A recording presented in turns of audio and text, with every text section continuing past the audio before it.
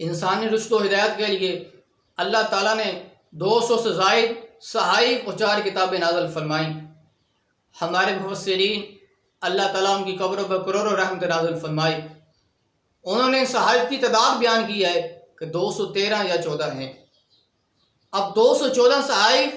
اور قرآن کریم کے علاوہ 3 کتابوں کا مجموعہ جو ان کا خلاصہ ہے، ان کا مغز ہے، وہ اللہ تعالیٰ نے قرآن کریم میں رکھا ہے۔ اور قرآن کریم کا سارا مغز، اس کا سارا نچوڑ الحمد شریف کے اندر ہے، اور الحمد شریف کا سارا نچوڑ، اس کا مغز وہ بسم اللہ شریف کے اندر ہے، اور بسم اللہ شریف کا سارا نچوڑ، سارا مغز، اس کا سارا خلاصہ وہ بسم اللہ کی با کے اندر ہے،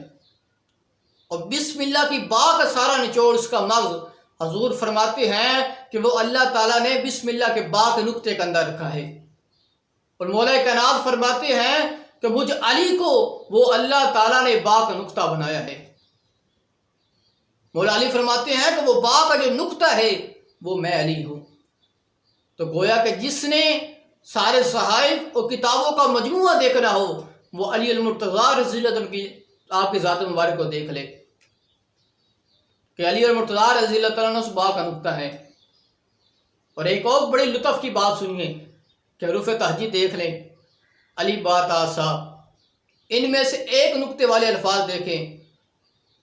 جیم کو دیکھ لیں، زال کو دیکھ لیں، بعد کو دیکھ لیں۔ اگر جیم کے اندر سے نقطہ نکال دیا جائے تو پھر یہ الفاظ پیچھے بچتا ہے، ہا بنتا ہے۔ اگر زا سے ہٹا دیا جائے تو دال بنتا ہے، بعد سے ہٹا دیا جائے تو سواد بنتا ہے۔ اگر ان سے نقطہ ہٹا دیا جائے تو پیچھے الفاظ بنتے ہیں، ان کے معنی بنتے ہیں، لیکن اگر با کا نقطہ ہٹا دیا جائے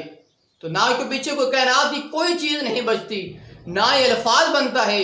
نہ یہ لفظ بنتا ہے، اور نہ ہی اس کا معنی بنتا ہے۔